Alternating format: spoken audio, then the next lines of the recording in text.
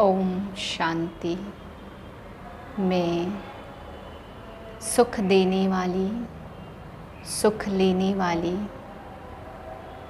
Master सुखदाता आत्मा हूँ।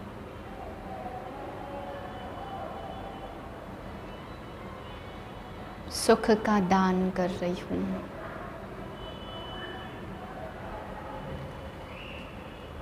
सोलह 8/2023 के महावाक्य। आज बाबा हम बच्चों को समझा रहे हैं कि कलयुगी मनुष्यों को ख्याल चलते कि हम बहुत पैसा कमाएंगे, बचाएंगे तो हमारे पुत्र पोत्रे खाएंगे, परंतु बाबा कहते बच्चे इस दुनिया का विनाश होना है, इसलिए तुमको नशा रखना है कि हम 21 जन्मों के लिए कमाई कर रहे हैं, जमा कर रहे हैं। सतयुग में पुत्र पोत्रों के खाने की कोई चिंता नहीं रहती, क्योंकि 21 जन्म तक तुम यहाँ का कमाया हुआ खाते हो। फिर बाबा समझाते कोई ज्ञान में भी चलते, चंचलता करते, दूसरों को कष्ट देते हैं, क्रोध करते हैं, ज्ञान नहीं समझा सकते, तो बाबा कहते हैं वो चंडिका देवी बनेंगे, वो सतयुग में जाके चंडाल बनेंगे। तो कलयुग में सतयुग के चंडाल यानी चंडिका देवी की भी पूजा होती है। इसलिए बाबा कहते बच्चे ऐसी देवी ना बनो जो जिनमें बलि चढ़ाई जाती है। तो बाबा कहते चंडाल वो बनते हैं जो कलयुग में ज्ञान ले करके बाबा को याद नहीं करते, ढंग से पढ़ाई नहीं पढ़ते, चंचलता करते, दूसरों को दुख देते हैं। फिर बाबा समझाते कोई बच्चे बहुत अच्छा पढ़ते तो बाप से भी आगे चले जाते हैं। लौकिक में भी बाबा कहते हैं बाप 100-200 कमाएगा और बच्चे लखपति भी हो जाएंगे, इतने अच्छे बच्चे भी निकलते हैं। ऐसे ही यहाँ अलौकिक में भी बाबा कहते हैं कोई 7 रोज का बच्चा भी 25 साल वाले से आगे निकल जाते हैं, क्योंकि वो इतनी अच्छी तरह से पढ़ाई पढ़ते हैं। फिर बाबा समझा रहे बच्चे अगर फेल हुए तो नापास हो जाएंगे, चंद्रवंशी बन जाएंगे, सूर्यवंशी बनना है तो माया से हार नहीं खानी है। फिर इस दुनिया के लिए बाबा ने समझाया कोई को पैसे का नशा है, कोई को प्रॉपर्टी का नशा है। बिरला के बारे में बाबा ने बताया, बिरला मंदिर बनाया तो बाबा कहते बिरला को कितना नशा है कि बहुत पैसा है। बाबा कहते बच्चे तुम्हें वो नशा रखना है कि हम ब्रह्मांड के मालिक शिव बाबा से स्वर्ग का वर्षा ले रहे हैं। ये नशा तो विनाशी नशा है, लेकिन तुम बहुत ऊंचे नशे के मालिक बनते हो। इसलिए बाबा कहते हैं तुम इन झूठे नशों में नहीं फंस सकते। तुम्हें नशा होना चाहिए कि हमें बुद्धिवानों की बुद्धि पाप मिला हुआ है। मीठे बच्चे दूरदर्शी और विशाल बुद्धि बनो। शिव बाबा के कार्य में कभी डिस्टर्ब नहीं करना। डिस्टर्ब करने वालों को ऊंच पद नहीं मिल सकता। प्रश्न इस दुनिया में मनुष्यों को कौन से ख्यालात रहते जो सतयुगी देवताओं को कभी नहीं आएंगे। उत्तर है यहाँ मनुष्य समझते हैं कि हम कमाएंगे तो हमारे पुत्र पोत्रे खाएंगे, और लेकिन यह ख्यालात देवताओं में नहीं होंगे, क्योंकि उनके पुत्र पोत्रे सब यहाँ से ही वर्षा लेकर जाते। वह समझते हमारी अविनाशी राजाई है, यहाँ ही हर एक अपना अपना पुरुषार्थ कर रहे हैं। गीत है माता ओ माता तू सबकी भाग्य विधाता। बच्चों ने माताओं की महिमा सुनी। बच्चे जान चुके किस किस माता की महिमा होती है। माताओं की इतनी महिमा करते हैं जो जरूर होकर गई है ना। अब वह क्या करके गई यह तुम भी नहीं जानते थे। जगत अम्बा के मंदिर में जाते हैं, जाकर उनसे कुछ न कुछ मांगते हैं। कोई को बच्चे की आश होगी, कोई आशीर्वाद मांगेंगे। अब जड़ चित्र तो कुछ कर नहीं सकते, ना वह समझेंगे, परंतु यह है भक्ति। तुम जानते हो वह पास्ट हो गई हैं। जगत अम्बा की महिमा होती है, एक तो है नहीं, तुम सब ब्राह्मण कुल की पालना करते हो, फिर दैवी कुल की पालना करेंगे। तुम इस समय जैसे सारे जगत की पालना करते हो, परंतु कोई भी जानते नहीं है। चंडिका देवी का भी मेला लगता, चंडिका नाम देखो कितना छिछी है। बाबा कहते जो आश्चर्यवत भागंती होकर फारकती दे देते, वह जाकर चंडाल का जन्म लेते हैं। घर में चंचलता करते तो उनको कहा जाता तुम तो चंडी हो, चंडाल हो। बरोबर तुम देखते शिव बाबा का बनकर फिर भी बहुत चंचलता करते, चंचलता अर्थात अवज्ञा करते हैं। शिव बाबा की सर्विस में डिस्टर्ब करते हैं तो अंत में चले ही जाते हैं।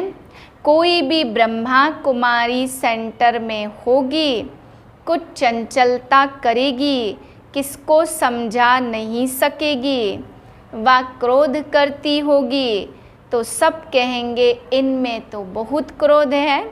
अब चंडिका एक तो नहीं बहुत होती हैं, देवियों की भी महिमा है। फिर ऐसे जो चंडिका बनते उनका भी गायन है। हम ईश्वर के बने हैं, भल कोई चले जाते फिर भी स्वर्ग में तो आएंगे ना, मालिक तो बनेंगे ना। भल मालिक तो राजा रानी ही बनते, लेकिन प्रजा भी कहेगी हम मालिक हैं। लोग समझते हमारा भारत महान है, गोपी बल्लभ की गोप गोपियाँ गाई हुई हैं। बल्लभ बाप को कहा जाता, गाया भी जाता एक गोपी बल्लभ की अनेक गोप गोपियाँ। सतयुग में तो गोपियाँ आदि की बात ही नहीं होती है। अभी तुम विशाल बुद्धि दूरादेशी बनते हो, बुद्धि का ताला अभी खुल गया है। इस जन्म की जीवन कहानी को तुम अच्छी रीति समझते हो।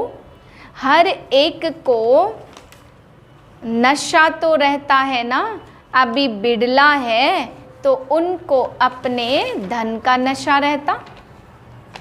समझेंगे मैं सबसे साहूकार हूँ, परंतु तुम जानते जो आज साहूकार हैं वह फिर गरीब बन जाएंगे। तुम्हारी और अन्य मनुष्यों की बुद्धि में रात दिन का फर्क है। कोई को क्या नशा, कोई को क्या नशा, मैं फलाना हूँ, मैं ऐसे हूँ। इनको ब्रह्मा को भी नशा था, मैं बड़ा जौहरी हूँ। अभी समझते वह सभी नशे कौड़ी मिसल हैं। तुम बच्चों को कितना नशा चढ़ा हुआ है, वह समझते हम कमाएंगे फिर हमारे पुत्र पोतरे खाएंगे। यहाँ तो वह बात नहीं है। तुम जानते हो हम बेहद के बाप को जानकर उनसे वर्षा पा रहे हैं, जिसकी प्रारब्ध खुद जन्म बाय जन्म पद पाएंगे।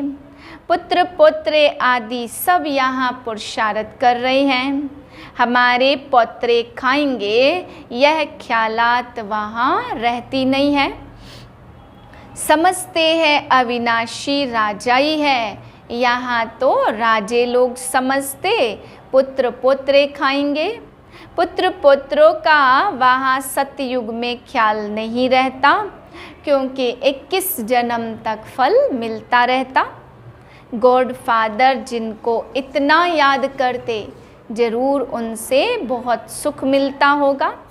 इनकी आत्मा अच्छा पढ़ती तो नारायण बनती, इसलिए इनको परमात्मा जन्म मरण रहित है तो उनको परमात्मा कहते। कोई फेल होंगे तो राम बनेंगे। तुम्हारी आत्मा समझती है हम परम पिता से राजयोग सीख रहे हैं। राजयोग गंगा तो सिखला नहीं सकती, फिर कहते गंगा पतित पावनी है। बाप तो राजयोग सिखलाते हैं ना। यह सारा ड्रामा का राज आदि से अंत तक बच्चों की बुद्धि में बैठा हुआ है। तुम सब पढ़ते हो तो एक ही क्लास में, लेकिन हो नंबरवार। शुरू शुरू में 300 की भट्टी थी, गौशाला में हजारों की अंदाज में गौवें हो तो कोई संभाल भी न सके। भट्टी भी थोड़ों की बननी थी, उसमें से तो कई चल रहे हैं और कई टूट पड़े। कई बच्चे समझते हम पहले तो होते, बहुत अच्छा था, परंतु ऐसे भी नहीं है। पुराने पुराने कितने भागंती हो गए, तो 25-30 वर्ष वाले भी इतना याद नहीं रखते कि यह बेहद का बाप है। बाबा स्वर्ग का मालिक बनाते हैं, सेकंड की बात है। बाप कहते तुम मेरा बनने से स्वर्ग के मालिक बनेंगे। जीवन मुक्ति तो राजा रानी भी पाते और प्रजा भी पाती। गाया है सेकंड में जीवन मुक्ति। बच्चे जो पूरा पढ़ते नहीं हैं वह क्या करते होंगे? चंचलता। कोई कोई बच्चे बड़े आज्ञाकारी होते, बाप से भी ऊंचा मर्तबा पा लेते। बाप 100-200 कमाने वाला होगा और बच्चा लखपति बन जाएगा। तो अलौकिक संबंध में भी ऐसे होता। 7 रोज वाला बच्चा 25 वर्ष वाले से तीखा चला जाता। नंबरवार तो होते ही है ना। तुम वास्तव में सब सजनियाँ साजन को याद करती, वह लौकिक पति और यह फिर अलौकिक पति है। पारलौकिक साजन अमृत पिलाते, इसलिए उनको याद किया जाता। अभी तुम स्वर्ग के मालिक बन जाते, फिर वहाँ कोई भी याद नहीं करते। अभी के पुरुषार्थ से तुम प्रारब्ध पाते हो। नहीं पढ़ेंगे तो पढ़े के आगे भरी ढोएंगे।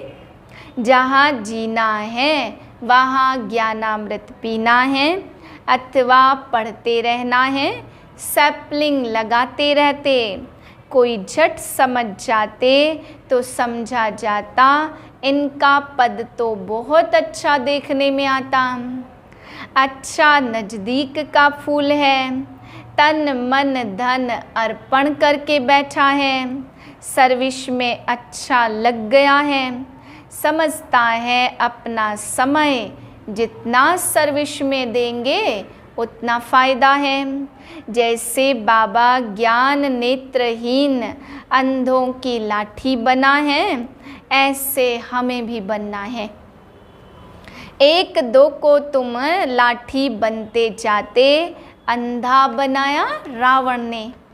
अभी तुमको समझाया जाता इस समय सारी दुनिया में रावण राज्य है, लंका है, सब शोक वाटिका में है। नाम रखा है अशोका होटल, वहाँ खूब मज़े उड़ाते। अभी तुम जानते हो बाबा आया है और महाभारत लड़ाई सामने खड़ी है। यह तो लगनी ही है, जबकि स्वर्ग के गेट्स खुलने हैं। द्वापर की बात नहीं है, अभी है घोर अंधियारा। ब्राह्मणों की रात अब पूरी हुई। फेल की निशानी चंद्रवंशी, राम को क्षत्रिय निशानी दी। लव कुश की क्या क्या बातें बैठ सुनाते, कितने झूठे दोष बैठ लगाते। गाते राम राजा राम प्रजा धर्म का उपकार है। फिर जब यह बातें हैं तो और बातें कहाँ से आई? यह सब समझने की बातें हैं। हम गॉड फादरली स्टूडेंट हैं, टीचर को कौन याद नहीं करेंगे। हम हैं पतित पावन के स्टूडेंट, उनकी महिमा अपरंपार है। फिर अंतिम जन्म है, फिर से श्री कृष्ण बनना है और श्री कृष्ण पुरी स्थापन हो रही है। अभी राधे कृष्ण का राज्य तो है नहीं, द्वापर में भी उन्हों की राजधानी का कुछ पता थोड़े है।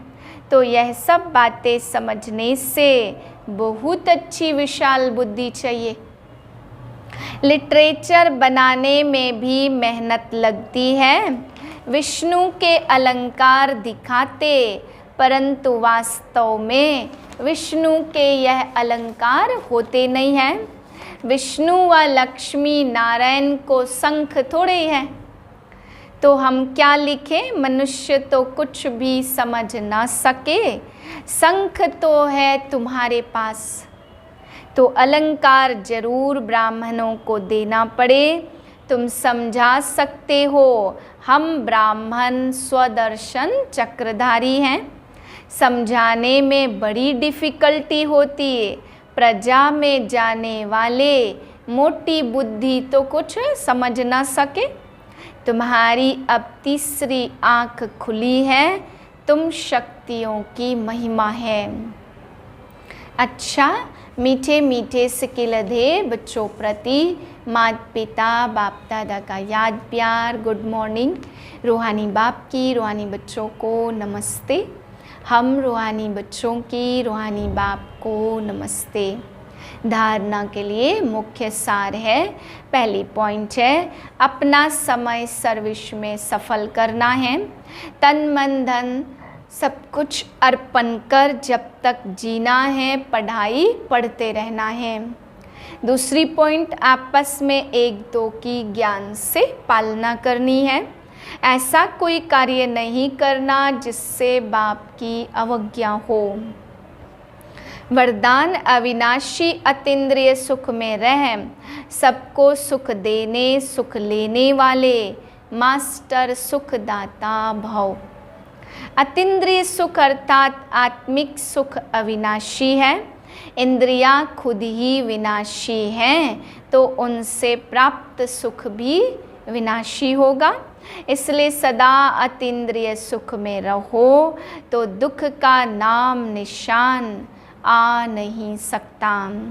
अगर दूसरा कोई आपको दुख देता तो आप नहीं लो। आपका स्लोगन है सुख दो सुख लो, न दुख दो न दुख लो।